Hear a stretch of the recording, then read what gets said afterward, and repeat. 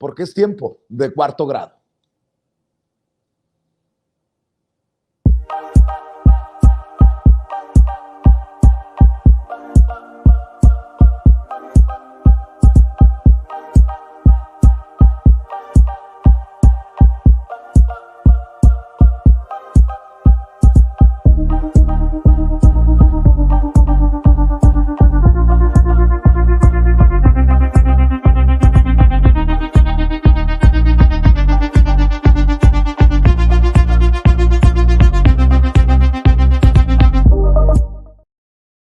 Hay que elevar el nivel del debate. Ya llegó la querida Yasmín Ugalde, integrante del Instituto Nacional de Formación Política de Morena, para hablar de estas iniciativas de reformas que tanto han lastimado la soberbia de muchos que quieren mantener las cosas como están, esos que se sienten, pues, ¿por qué no decirlos?, damnificados de esta cuarta transformación. Querida Yasmín, te saludo con mucho gusto. Buenas noches.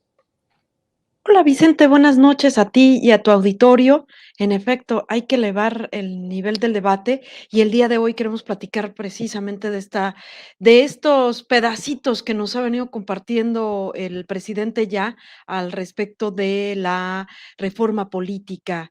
Y pues digo, hay mucho de qué hablar. Yo creo que será un tema que no será la primera vez que hablaremos de será el tema que nos llevará los próximos meses, ¿no? Así es, y tenemos invitado especial.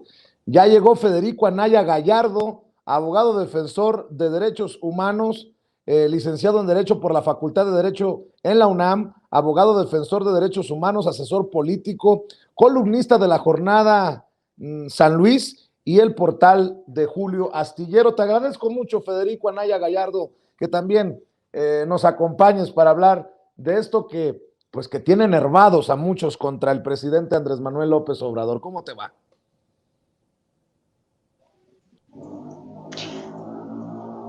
Vicente, creo que me has confundido porque yo soy Federico Alcalá y mi tocayo Anaya, pues sí, seguramente Te ofrezco una disculpa, Federico. Porque también es una persona muy valiosa para nosotros, el colega.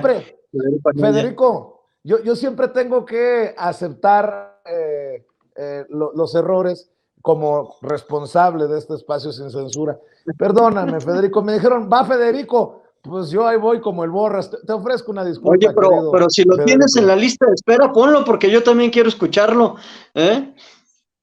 Ojalá que lo tuvieras. Ya lo tuvimos aquí, creo que la semana pasada o antepasada, pero qué bueno que te tenemos a ti para hablar de esta reforma política que creo que nos debe de ocupar, porque mucho del ruido que se va a mover en torno a las narrativas es precisamente por lo que está destapando, por los detalles que nos va dando en las mañaneras el presidente Andrés Manuel López Obrador, ¿no? Claro, no, el presidente, mira, yo creo que el proyecto de reforma política es algo que ha quedado pendiente. Es un buen momento, estamos a la mitad del camino en esta administración. Tenemos, pues obviamente, el 10 de abril esta participación ciudadana con la consulta sobre revocación de mandato, y después tendríamos el 13 de abril pues ya la iniciativa para la reforma energética. Es decir, vamos a tener una serie de eventos muy importantes para consolidar la democracia en nuestro país, es decir, por ejemplo, la revocación de mandato, que es una participación ciudadana que ya hemos analizado aquí en tu programa, y adicionalmente, pues obviamente el 13 vamos a tener esta reforma que es trascendente, la reforma energética, en un mundo donde la autarquía energética se está volviendo cada vez más importante, ¿sí? Si nos damos cuenta ahora en el conflicto de Rusia con Europa, y esta situación de Ucrania, independientemente de lo que veamos de Ucrania, el trasfondo es meramente energético. Entonces, la consolidación de los derechos del Estado mexicano sobre la energía eléctrica, el petróleo y demás, se están volviendo cada vez más prioritarios. Y dentro de esa misma corriente, pues obviamente el presidente ya nos está empezando a soltar algunos aspectos de la verdadera ciudadanización del Instituto Nacional Electoral, ¿sí? He escuchado, por ejemplo, un poquito con tristeza la crítica que hace Porfirio Muñoz Ledo. Ya han salido varias, pues obviamente la oposición está empezando ya también a voltear en contra de esta situación. Y recordemos que pues el INE sí fue un avance, o sea, a partir del momento en que la Secretaría de Gobernación deja de regular las elecciones en México, y después posteriormente el IFE y el INE, etcétera, etcétera. Pero recordemos que la conformación de los consejeros del máximo órgano de dirección del INE, pues depende de las cuotas partidarias, de la negociación política, de la negociación por lo oscurito. Entonces, el presidente lo que nos está proponiendo es que la elección de los consejeros y del consejero presidente se monte en un proceso donde verdaderamente participe la ciudadanía. Es decir, que se haga una propuesta de un grupo amplio de posibles consejeros. Estamos entre 40, 60 personas que pueden ser propuestas, y que se ponga a escrutinio de la población y a decisión de la población quiénes serían parte de estos consejeros, y asimismo quién sería el consejero presidente. Yo creo que en una mecánica que busca, ¿sí?, romper con este monopolio de la gente que actualmente lleva el Instituto Nacional Electoral, y que obviamente responde antes que a la imparcialidad política y a la imparcialidad de los procesos electorales, responde principalmente a los intereses que los han mantenido como títeres todo el tiempo. Así es, y Yasmín, es importante ir hablando de estos temas para que no se nos vayan a confundir eh, la gente de a pie, la gente abajo, porque mucho del ruido contra el presidente, contra la cuarta transformación, contra ejercicios de democracia participativa como la revocación de mandato, vienen precisamente de esas instituciones que se verían transformadas, modificadas, hasta saneadas con esta reforma que propone el presidente Andrés Manuel López Obrador. Bueno, nos ha ocupado todo el día hablar de, solo como ejemplo, Ciro Murayama, tan cuestionado consejero del INE el día de hoy por su descaro al expresarse en redes sociales y por ir a meterse al programa de Broso en Latinos, que al final, pues él tiene todo el derecho de hacerlo, pero la promoción descarada que hace de Latinos es lo que me parece que era importante también decirle a la gente, pero ahí te lo dejo sobre la mesa, esto que te planteo, Yasmín. Sí, y es que fíjate, ahorita decías, para que no haya como confusión, ¿no? Con la ciudadanía. Yo plantearía irnos como un poco más atrás. Se pudiese pensar que esta reforma, pues, es una respuesta ante, pues, como un tanto visceral, un tanto emocional del presidente ante los últimos sucesos de este par de personajes, digo ahorita que estaba, junto al payaso, pero también tenemos ahí a Córdoba, ¿no? Pero pensemos en lo siguiente, y lo hemos insistido mucho, no solamente en esta reforma, sino en la otra también, en la reforma eléctrica, y muchos otros de los sucesos que están ocurriendo en este proceso de transformación que obedece a un gran proyecto.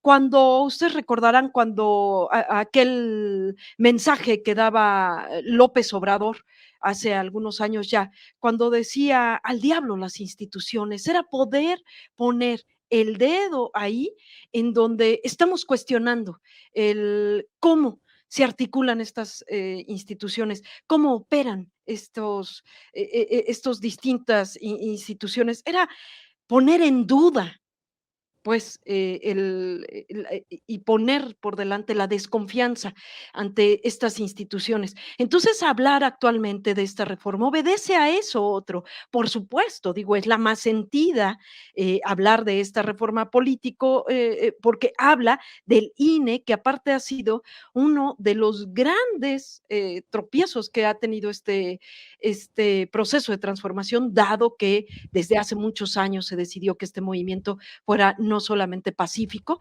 sino por la vía electoral. Entonces fue ahora sí que un tiro directo desde hace muchos años. Y por supuesto, imagínense, yo hace rato pensaba y decía, bueno, cuando hablamos de reforma, ¿en qué pensamos? ¿No? Hablando en esta duda, en esta desconfianza, pues cómo no, hablamos primero pensar en reforma, lo primero que pensé fue en el periódico de Reforma y cómo no desconfiar, ¿no?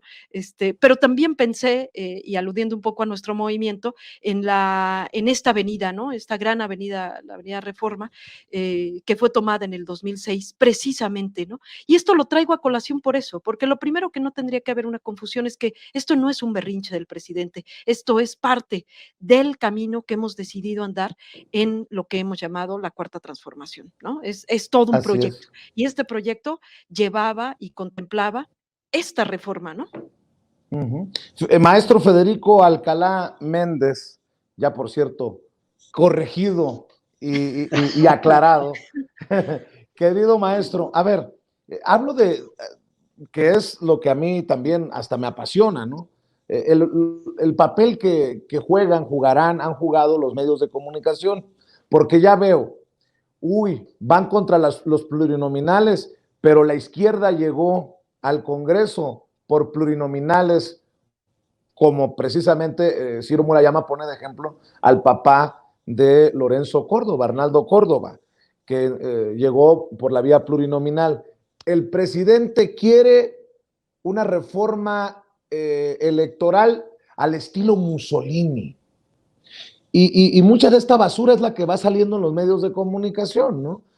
Sí es una guerra frontal contra el INE, hay que salvar al INE, y todo esto que se ha manejado ya por algún tiempo, pero hay que irle aclarando, hay que irle desmenuzando a la gente de qué se trata, y creo que la gran mayoría de las personas que amablemente forman parte de la audiencia de Sin Censura, pues estarán de acuerdo de una transformación importante que se necesita y creo que no estarán en desacuerdo ante la posibilidad de decir, yo puedo definir quién termina como consejero del INE, quién termina como magistrado en el tribunal, porque además son los personajes que más evidentemente se han puesto en contra de este presidente votado por todos esos millones que siguen respaldando la cuarta transformación. Maestro. Sí, claro, Vicente. Yo creo que es, como bien dice Yasmín, este es un proceso que ha llevado muchos años, es decir, no es algo que surgió de ayer, tampoco surgió en 2018, es decir, tenemos más de 20 años luchando, tratando de ir avanzando, y también tenemos que entender que la cuarta transformación no es un proceso que concluye el 30 de septiembre de 2024, o sea, queremos que sea un proceso de transformación democrática que trascienda y que vaya reacomodando, ¿sí?, todas estas instituciones que vivieron en el vicio, en la corrupción durante muchos años. Como bien también señala Yasmín, cuando Andrés Manuel sale y fue muy mal interpretado esto de mandar al diablo a las instituciones, no nos referimos a las instituciones por cuanto al valor mismo de su trabajo institucional, sino nos referimos a que las instituciones fueron cooptadas, ¿sí?, han sido corrompidas, se manejan, y al amparo de la supuesta defensa de esta institucionalidad democrática, ¿sí?, medran intereses y gente y grupos políticos, etcétera, etcétera, etcétera. Es decir, en el ámbito electoral tenemos tanto problema en el INE como en el Tribunal Electoral del Poder Judicial de la Federación, y estos problemas se replican en las 32 entidades federativas, es decir, tenemos graves conflictos que surgen desde la cúspide y se van reflejando a lo largo y ancho del país. Entonces, realmente lo que pretende el presidente es aprovechar en esta segunda parte del Congreso, ¿sí? Recordemos que estamos en una nueva legislatura, esta legislatura va a concluir justamente cuando concluya su sexenio, ¿sí? Queremos aprovechar para dar los pasos necesarios para ir consolidando, ¿sí? Esta cuarta transformación, para que tengamos una reforma, ¿sí? En el sentido de que estamos ampliando, estamos ciudadanizando, estamos concientizando a la población de que hay ciertos aspectos democráticos que bajo el nombre de la democracia se corrompieron, ¿sí? O sea, a mí también me duele mucho, o sea, como dice, me llamó mucho la atención Yasmín, el payaso. Yo creo que tenemos dos payasos en esa foto, Vicente y Yasmín, ¿sí? Tenemos al payaso mediático que trata de trastocar la realidad a través de una falacia, y tenemos al otro payaso que es un operador político de intereses que se han anquilosado, ¿sí? En el Instituto Nacional Electoral. Bueno, y la gran tragedia es que estos intereses violentan, ¿sí? Algo que es fundamental, la transformación democrática de nuestro país. ¿Por qué? Porque la cuarta transformación no solamente es transformar, ¿sí? Al país del ámbito social, cultural y económico, sino también ir instituyendo la democracia como debe de ser entendida esta. Es decir, la participación consciente de todos los miembros de la sociedad, ¿sí? Dirigidos hacia una transformación que beneficie a las grandes mayorías de nuestro país, ¿sí? Eso es lo que ha pasado. Entonces, tenemos dos payasos, ¿sí? Y un montón de críticos y un montón de confusión, porque a partir de la confusión, Vicente, ¿sí? Es que ellos medran y causan estragos en la población. La población se encuentra ahorita en un bombardeo mediático, ¿sí? Donde no le permite tomar conciencia plena de cuál es el papel que está cumpliendo la administración de Andrés Manuel. Ese es el gran problema que tenemos con estas personas. Maestro, y además hay payasos que no necesitan maquillaje, ni peluca, ni nariz roja. Perdón, pero hoy estaba leyendo a Sergio Sarmiento y su columna en el Reforma, y dice al final de su columna: los legisladores plurinominales representan a las minorías, por eso la oposición exigió los plurinominales en los tiempos del PRI hegemónico, por eso hoy Andrés Manuel López Obrador quiere reducirlos o eliminarlos. Así o más, creo yo, grosera la forma tan irresponsable de hablar de un tema tan intenso y tan complejo en 2, 4, en 6 líneas. O sea, miren nada más lo que hace Andrés Manuel López Obrador. Le va a quitar a las minorías las plurinominales, pero no analiza cómo se han manejado al antojo de los intereses partidistas estos plurinominales. Por favor, a ver, ¿quiénes son plurinominales hoy? Miguel Ángel Osorio Chong, Josefina Vázquez Mota, Alito Moreno, Rubén Moreira, solo para que vayamos entendiendo de qué estamos hablando, maestro. Sí, sí, claro, Vicente. Obviamente, esta es la gran falacia que manejan los comunicadores, no los periodistas. Hay gente seria en el periodismo, ellos no son periodistas, son comunicadores de intereses, ¿sí? Es gente financiada por intereses y trastocan. Ya lo vimos con toda esta campaña negra contra la revocación de mandato, ¿no? Sale el barbasmiadas del jefe Diego, ¿sí? Otro payaso de la política nacional, diciendo es que quien debería pedir la revocación es que quien se sienta ofendido, ¿sí?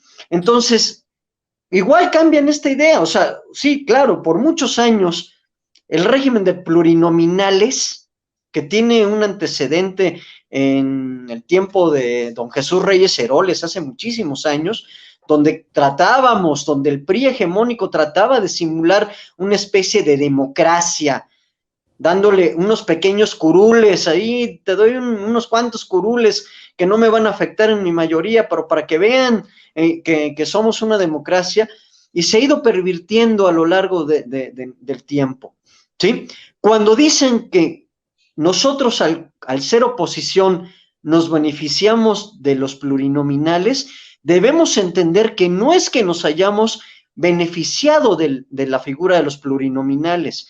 Efectivamente, desde que surge Morena y fue ganando elecciones, fue ocupando lo que la ley le daba, que eran lugares plurinominales. Es decir, lográbamos votación suficiente para ir colocando en el Congreso Federal y en los congresos estatales, ¿sí?, a nuestros diputados. Es completamente distinto. ¿Qué sucedió con el PRI al fin del peñismo? Todos aquellos que tenían temor de desaparecer políticamente, ¿sí?, los incorporan en primeros lugares a las listas, en los lugares donde sabían que había mayoría priista, donde podrían lograr con el voto de gente acarreada, de este voto corporativo, mantener a estas personas en la Cámara de Diputados y en la Cámara de Senadores. Es decir, es una mecánica completamente distinta. Nosotros lo vivimos ahí en la representación de Morena en el INE. Empezamos a ganar votos y conforme fuimos ganando votos, se nos fueron acomodando diputados, porque así dispone la ley respecto de los plurinominales. Cosa muy distinta que tú manipules políticamente la figura de los plurinominales para dejar en el poder, para dejar en la Cámara, para dejar en el Senado y en la Cámara de Diputados, ¿sí?, a estos cuadros que van a seguir medrando políticamente con los intereses que siempre los han patrocinado, ¿sí? Esa es la gran diferencia, Vicente.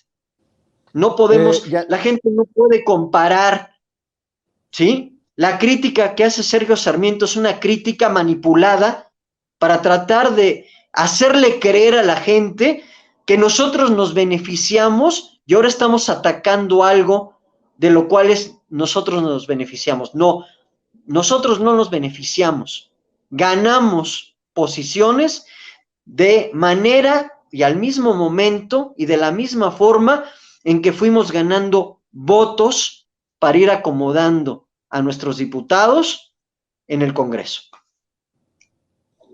¿Con qué reflexión cerrarías, querida Yasmín? Pues creo que esto que les decía de inicio, ¿no? Lo primero es que va a ser un tema recurrente, va a ser un tema que tendremos que estar indagando. Creo que el tema de las plurinominales será el tema de mucha más carnita, donde hay una serie de cuestionamientos, hay una serie de argumentos encontrados, de hecho, dentro de Morena, dentro de la militancia, dentro de la simpatía que hay por este movimiento que ha llevado al proyecto junto con Andrés Manuel López Obrador a gobernar este país, hay este encuentro de ideas, ¿no? Yo pondría nada más ahí el énfasis, digo, para seguirlo platicando en futuras ocasiones, que está más pensado en no terminar con las plurinominales, pero sí reducirlas. Es decir, tiene que ver más con la idea de que las cámaras, tanto de diputados como de senadores, es un gasto muy oneroso, pues, o sea, nos gastamos grandes cantidades de dinero ahí y habría que reducirlas. Tiene que ver con eso, ¿no? Eso por un lado, ¿no? Tiene que ver también con, particularmente esta reforma, es repensar el tema de los gastos tan amplios que tiene la democracia en nuestro país. O sea, es decir, el INE gasta, ya lo sabemos, ni qué repetir detalles aquí, pero ese es el tema, ¿no? O sea, es decir, yo pensaría y me quedaría con esta reflexión, es necesaria una reforma como muchas otras, pensando en que este es un espacio más que no ha tomado la oportunidad de transitar hacia esta nueva cultura política que tiene nuestro país. Se ha perdido la oportunidad y lo podemos ver en dos grandes cosas. Uno, en no ajustarse precisamente a este principio de gobierno que tiene que ver con la austeridad. No se ha querido ajustar. Y por otro lado, no se ha querido ajustar a la demanda de la participación ciudadana más allá de los procesos electorales. Llámese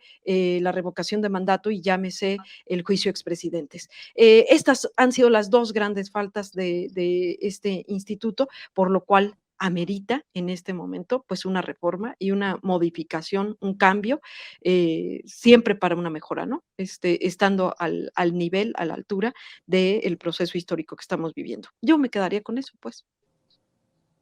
Por cierto, Yasmín, ¿en dónde encuentra más información del instituto la gente que nos está viendo y escuchando para que sigamos con la conversación?